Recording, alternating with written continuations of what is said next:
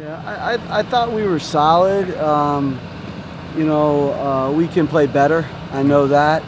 I'm not going to say it was above or below my expectation because I didn't know what to expect in the game out of them.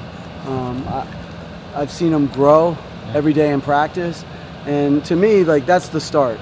You have to be improving every day in practice. And then eventually, at some point in time, I know that you're able to take that from the practice field to the game field. And that's kind of like where we are as a whole offense right now, not just the quarterback position, really, quite frankly.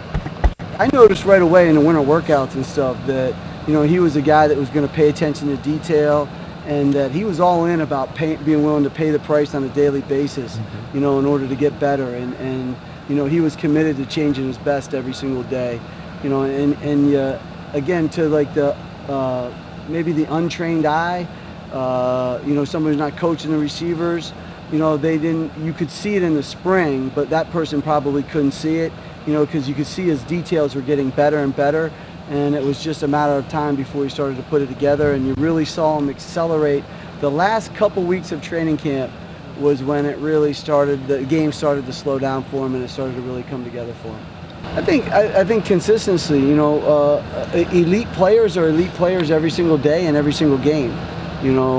Corey Davis was elite every single game, and that's the way he played. And Tyler's got the work ethic for it. Like I said, he's committed to changing his best every single day. Now he has to turn that into production on Saturdays. Coach Fleck talked about a lighter load in the offense to make sure that everyone was on the same page. Are there more things implemented this week as opposed to last week?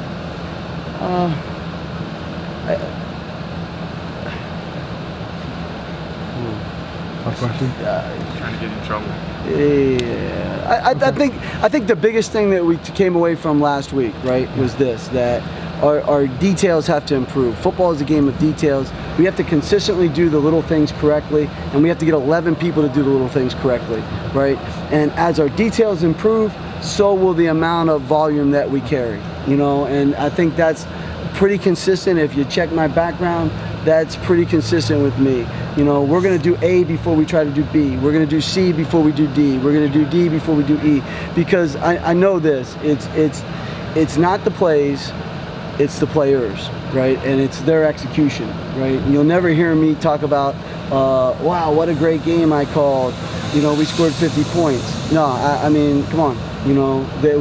They did a great job executing when those things happened. I haven't caught a pass, thrown a pass, run a ball, made a block in 30 years. And quite frankly, I didn't make very many back then either. You know what I mean? So it's the players, and and again, I love their attitude. They're really committed to changing their best. I think they saw a lot of little things on film that, and sometimes you got to see it. We've been talking to them about the details and how football is a game of details. This isn't something new. But I think sometimes you got to be in that fire under the pressure of the situation. You have to be able to perform, and you have to be able to perform it under the details that you need it to be.